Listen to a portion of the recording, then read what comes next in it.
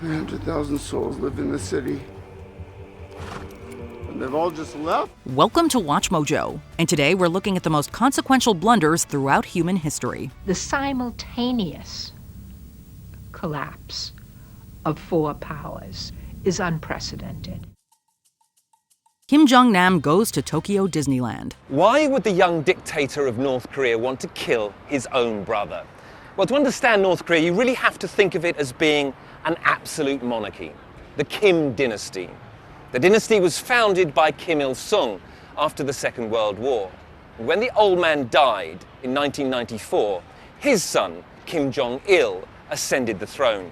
Kim Jong Nam was once the heir to the North Korean dictatorship until 2001 when he made an embarrassing attempt to visit Tokyo Disneyland. Traveling on a fake Dominican Republic passport bearing a Chinese name, Kim was arrested upon arrival in Japan and deported to China. The incident deeply embarrassed his father, Kim Jong-il, and caused him to be shunned by his family. Ultimately, his younger half-brother Kim Jong-un took over from their father. In 2017, Kim was assassinated in Malaysia, and it was later revealed that he had been a CIA informant. Why he killed? You don't know? Because his power is not stable. Last time Kim Jong-il, his father, he never killed people. But now, I don't think so. That's why he killed all the people. He cannot trust the people, right? He also supported reform and free market policies, which apparently contributed to him being passed over. Had he never attempted that fateful trip, perhaps North Korea's trajectory might have been different. After Jang Sang-tae executed it, killed it, after that, 1.5 years, only one time. I saw him. I was waiting for him, but he never came. It means his situation completely changed, be a dangerous, and then the suffering for the money. Byzantine refusal to hire Orban. Praise to all of you, Engineer Orban. Thank you, my Sultan. Have a safe journey.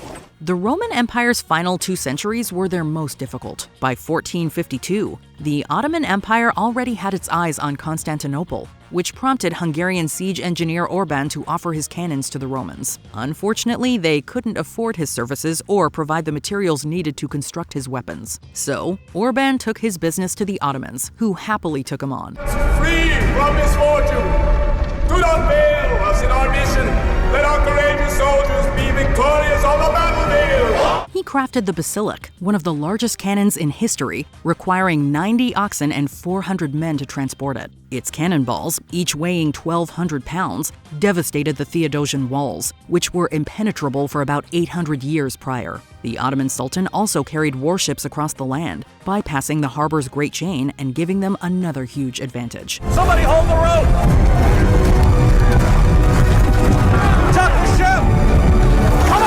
Titanic sinks after iceberg warnings are ignored. Why are they turning? Is it hard over? It is, yes, sir, hard over.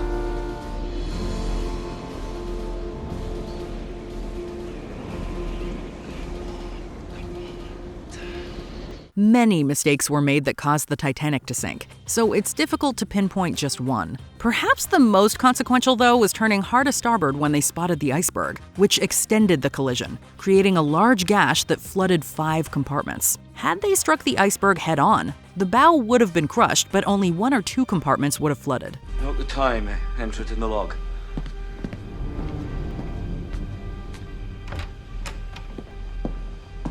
What was that, Mr. Murdoch? An iceberg, sir. I put her hard to starboard and ran the engines full of stern, but it was too close. I tried to port round it, but she hit. In such an event, the ship could have survived, as it was built to still float with up to 4 flooded compartments. Also, it only carried 20 lifeboats, enough for about half its passengers. The primary mistake that night was ignoring iceberg warnings and maintaining a high speed throughout. Changing just this one decision could likely have prevented the accident. The pumps. If we open the doors... The pumps buy you time, but minutes only. From this moment, no matter what we do, Titanic will founder. Mexico attacks the Alamo. If you could oversee manning the walls, it would be a help. We should have 6 men to a cannon, 18 tubes, which works out to... 108 men. And we should have a man with a musket every 4 feet of wall. We're gonna need more men. In 1836, the Texas Revolution was underway, with the Anglo-American residents of Texas fighting for independence from the Mexican Republic. They were successful, winning 10 years of independence before joining the United States in 1846. During the war, Mexican forces under General Antonio Lopez de Santa Anna laid siege to the Alamo. You said you wanted to see him. There he is. The Napoleon of the West. Which one? That's Santa Anna. Yeah. He's quite the peacock, isn't he? After 13 days, roughly 1,500 Mexican soldiers launched a decisive attack, overwhelming the garrison of about 200 Texians after 3 attempts. It was a Pyrrhic victory, though, as the merciless bloodshed inspired many to join the army, hoping to take revenge for the loss of their fellow Texians. Mere weeks later, a now fortified Texian army attacked the Mexicans by surprise in the Battle of San Jacinto, decimating them in just 18 minutes. At this very moment, our soldiers are held in the Alamo against a force of thousands. They put their hopes in Colonel Fannin, who, despite his pedigree, has proven himself ill-equipped to lead, much less march an army. This is from Colonel Travis. I call on you in the name of liberty to come to our aid with all dispatch. Trojans bring in the horse. What is this? An offering to Poseidon. The Greeks are praying for a safe return home. This is a gift. We should take it to the temple of Poseidon. I think we should burn it. Burn it, my prince. It's a gift to the god. This was a mistake so monumental it became a metaphor for deception that is still widely used today. The ancient city of Troy was first destroyed around 1200 BC, and again by archaeologist Heinrich Schliemann in the 19th century. According to legend, the Greeks built a giant wooden horse, hid soldiers in it, and presented it to the Trojans as a gift. Helen, we must go. Where? I'll show you. Now, hurry. Paris. It's a long way, quick. We must go now. Believing it to be a symbol of victory, the Trojans brought it into their city, only for Greek soldiers to emerge and decimate Troy. The tale's authenticity remains heavily debated, with no direct evidence. However, oral history played a central role in the ancient world, which preserved surprisingly truthful elements, suggesting that this tale may have been inspired by real-life events. Let Troy burn!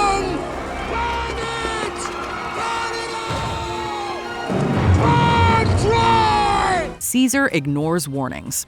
Senator Varenus, I come about your grandson, Lucius. Of the Julia, and what I tell you now is the truth. Julius Caesar is most famous for sowing the seeds of the Roman Empire, enslaving and slaughtering millions of Gauls, and giving the month of July its name. He was eventually assassinated in 44 BC, which shouldn't have come as a surprise since he was given several warnings about it. If I may, gracious Caesar, you were going to consider revoking my brother's exile. I'm still considering it. Take your hand off me.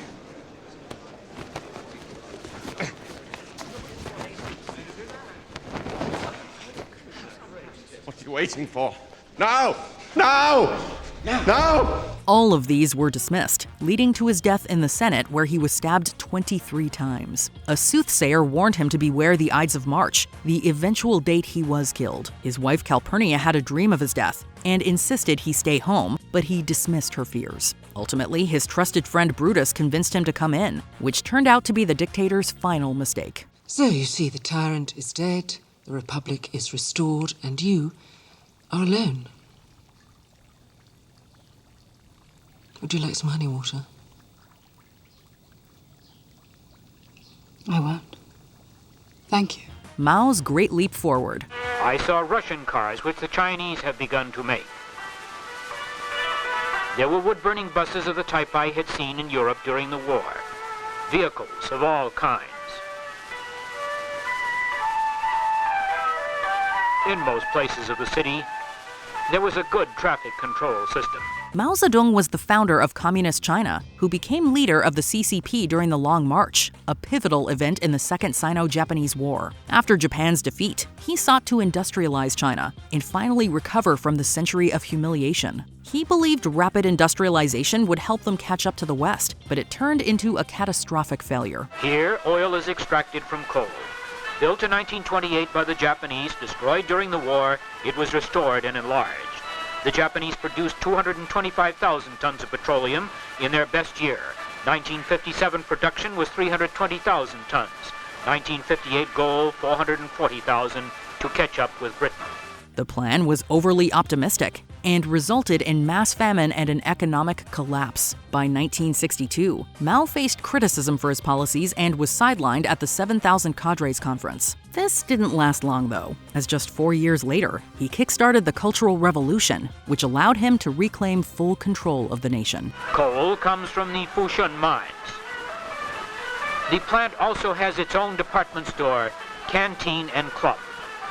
Built during the Japanese occupation, the plant has been restored and enlarged following wartime destruction. All kinds of steel products are made. NASA ignores Challenger warnings. 3, 2, 1, and liftoff.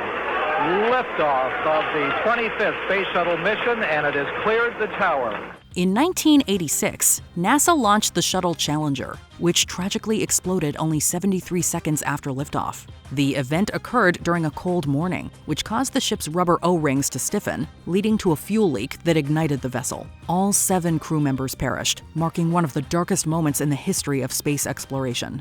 Engines at 65%, 3 engines running normally, 3 good fuel cells, 3 good APUs. Engines throttling up, 3 engines now at 104%. Challenger, go at throttle up. Months earlier, several engineers, including Roger Beaujolais, had warned of an impending failure due to the O-ring's vulnerability to cold. Beaujolais even wrote a memo outlining this issue, but his concerns were completely ignored. Although a team was formed to address the problem, they lacked adequate support, and the launch proceeded, only to end disastrously, like Beaujolais predicted. America escalating tensions in Vietnam. It was a serious mistake for Kennedy to get involved, as he did, with American force in that part of the world, thinking that this great monolithic Soviet-style communism would rule the roost, when he could have played it differently, I believe, and fought it more subtly. The United States entered the Vietnam War following the Gulf of Tonkin incident, where North Vietnamese forces allegedly attacked the U.S. Navy in international waters. The event was framed as an unprovoked attack, but later evidence showed otherwise. The great word that the Vietnam War gave us was escalation, because it starts off with Kennedy sending in just 400 military advisors who are actually special forces, organizing and controlling the action, and then more go in. While the first attack remains debated, the second one was entirely fabricated. It devolved into a brutal war, which dragged on for years, causing thousands of American and Vietnamese deaths. Along the way, the United States committed atrocious war crimes, such as the My Lai massacre. Ultimately, the war ended in failure, all spurred on by an incident with very little evidence. He should have fought it with the limited aid he gave it initially, with the development of the special forces, the Green Berets as they're called, and other small tactical units, and not created this great surge of North Vietnamese resentment. Angeringenghis Khan. The Latins. Yes, I remember. But where are the Christian priests you were to bring? Lord Kublai, please accept our remorse. Our priests could not bear the rigors of the journey. Many words can be used to describe Genghis Khan, one of history's most successful conquerors, but cool-headed isn't one of them. In less than 2 years, Genghis annihilated the Khwarezmian Empire. While there were a variety of factors that contributed to this invasion, the main one was an insult to his ambassadors. Loyalty of a mortal son to a mortal father, great Khan. Holy oil from the pontiff who wishes to spread Christianity throughout my lands. Is this not the same pope who has called me the spawn of Satan? In 1218, the Khan sent a caravan to the empire, who were arrested and executed on suspicion of being spies. When Genghis sent diplomats to deal with the situation, the Khwarezmians refused to comply and beheaded the chief envoy. By 1221, their empire was shattered, and they had suffered somewhere between 2 and 15 million casualties. Maybe think twice before you insult one of history's most ambitious conquerors. Christianity is welcome in my kingdom, as is Buddhism, Judaism, Islam, and the eternal blue sky of my grandfather, Genghis Khan, descended from a wolf. forgetting about time zones hamstrung the Bay of Pigs invasion. During the Cold War, the US backed numerous coups d'etat around the world. While several of these succeeded in installing new regimes, attempts in Cuba failed spectacularly. Worried about Prime Minister Fidel Castro's communist policies, in 1961, the CIA orchestrated the infamous Bay of Pigs invasion, landing Cuban counter-revolutionaries on the country's southwestern coast. However, an obvious paint job on a B-26 bomber, disguised to look Cuban, gave away U.S. involvement to the world, leading President Kennedy to pull back air support. A few days later, a last-ditch bombing raid flying out of Nicaragua was botched when bombers were caught without their escort of fighter jets. Embarrassingly, someone had forgotten the 1 hour difference between Nicaragua and Cuba. Fleming left bacteria out on his bench. Scottish physician Alexander Fleming was a brilliant researcher, most famous for his work on bacteria, as well as this accidental discovery. While researching the bacteria Staphylococcus in 1928, Fleming left out cultures plates on a bench in his workshop over the weekend. When he returned, he observed that fungus had grown on the dish. In the areas close to the fungus, the bacteria had been eradicated. The mold led to the creation of the first antibiotic, penicillin. Without Fleming's mistake, the history of medicine in the last century would look very different, and many who lived may have died instead. The Chernobyl nuclear disaster. There has been a nuclear accident in the Soviet Union, and the Soviets have admitted that it happened. The Soviet version is this. One of the atomic reactors at the Chernobyl atomic power plant near the city of Kiev was damaged, and there is speculation in Moscow that people were injured and may have died. Chernobyl's meltdown was the most destructive nuclear disaster in history and could have been completely avoided if the proper procedures were followed. The disaster was immediately caused by a safety test, which was meant to be carried out during the day with a trained crew. Instead, the untrained night crew did the test, with very little time to prepare and properly carry it out. The TMI accident was nothing compared with this. I would speculate that it was very serious, and the reason for that is that they've observed radiation levels 10 times normal from Finland all the way down to Stockholm. The Soviets were also secret about their nuclear technology, withholding important information from operators and engineers who should have understood them. After the explosion, further mistakes were made, like the nearby town of Pripyat not being evacuated until over a full day later. It was the perfect storm of mistakes, leading to one of humanity's worst disasters. You can be sure that the decision to disclose was made at the very highest level, undoubtedly by Gorbachev himself, and probably it took several days for the Soviet leaders to decide how to handle it. A Bday helped lose D-Day. On June 6, 1944, the Allies launched an ambitious operation to retake Western Europe. Known as D-Day, the first landings occurred on the beaches of Normandy, France. The casualties were high, but the operation granted the Allies a foothold that would eventually lead to victory on the Western Front. However, things could have gone very differently. The Germans' most accomplished general, Erwin Rommel, was in charge of defending the Atlantic Wall against an invasion. However, he had decided to take leave, as the 6th was his wife's birthday, and German meteorologists had mistakenly predicted storms for another few weeks, making a seaborne invasion unlikely. Had Rommel been in command, the Allies may never have gotten a beachhead to retake France. Russia sold Alaska. During the 19th century, the Crimean War caused several countries to begin exerting pressure on Russia through blockades of their sea routes. Because of this, they were unable to properly supply their largest overseas territory, Alaska. To offset this, in 1867, Russia sold the territory to the United States for $7.2 million. While it may have been a smart move at the time for Russia, in retrospect, it's often seen as a mistake, as the gold and oil discovered in Alaska far exceeds the value it sold for.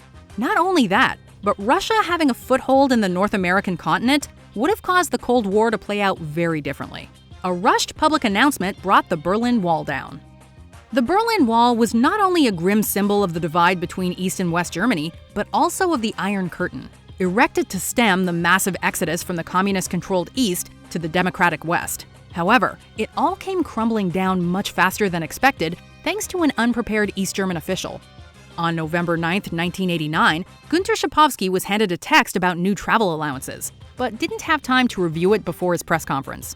Instead of telling people that East German citizens could apply to cross the border the following day, he said that people could cross immediately. This quickly led to thousands crowding the wall. Unwilling to open fire, border guards let them through, and the rest is history. Hitler's invasion of Russia. A British soldier's choice to spare the future Führer's life during World War I turned out to be a huge blunder. But we'd argue that the most dramatic mistake involving Adolf Hitler was one he made himself.